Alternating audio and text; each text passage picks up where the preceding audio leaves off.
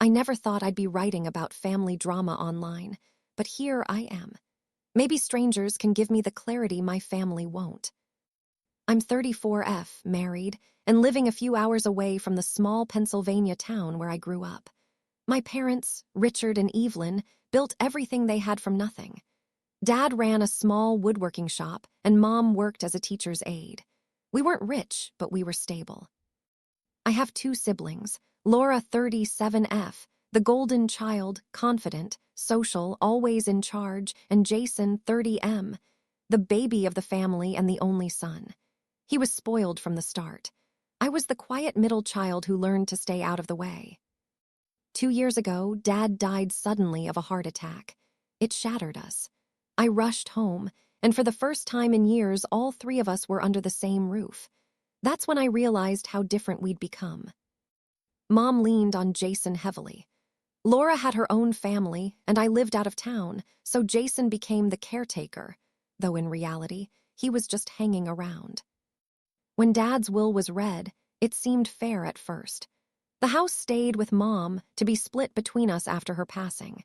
Dad left his woodworking shop specifically to Jason to continue his legacy, while the savings, about $80,000, was to be divided 3 ways. Jason puffed out his chest and swore he'd make the shop into something big. Mom cried with pride. I tried to believe in him, but Jason had a track record of failure.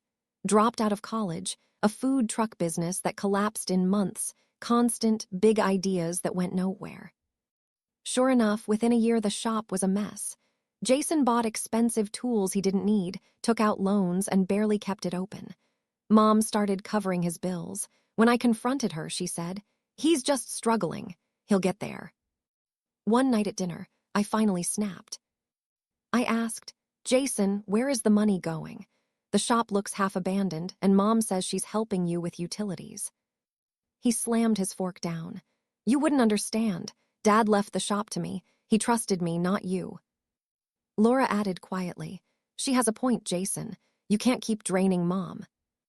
Jason yelled, "You two left. You don't know what it's like here. Dad wanted me to carry on, and you're just jealous." Mom pleaded, "Please, no fighting." It felt like I was screaming into a void. The breaking point came last month. I found out Mom had signed over the deed to her house to Jason. She said it was just temporary to help him get a loan for the shop. My heart sank. "Mom," I said, "do you realize what this means? If anything goes wrong, you could lose your home." She whispered, "Jason promised me it's only paperwork." I drove straight to Jason's apartment. His girlfriend, Megan, was sprawled on the couch. I demanded, "Why did you take Mom's deed?" Jason smirked. "Relax, it's collateral. Once I refinance, everything will be fine." I exploded. "You've destroyed Dad's shop, drained Mom's savings, and now you're risking her house. This isn't fine, it's manipulation." Megan rolled her eyes. "You're so dramatic. Jason is trying harder than anyone. Maybe if you weren't so negative." I cut her off.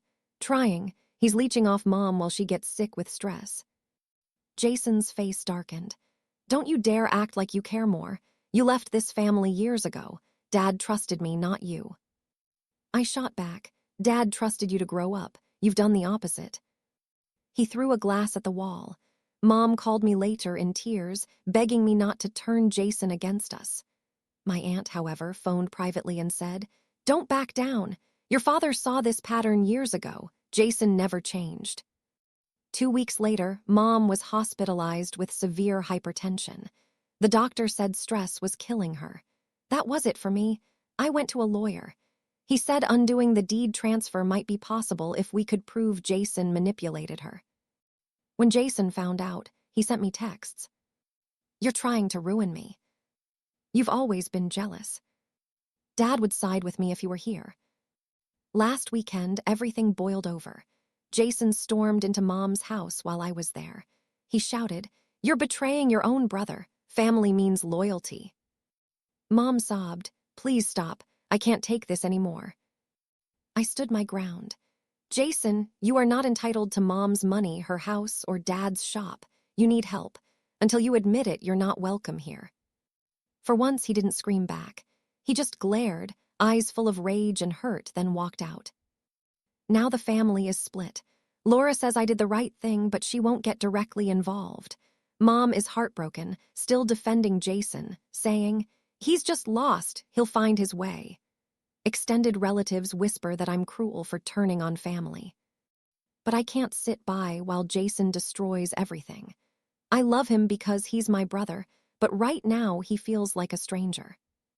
I don't know what the future holds. All I know is this: protecting Mom matters more than protecting Jason's ego. Maybe one day he'll realize what he's done. Until then, I need to stand firm.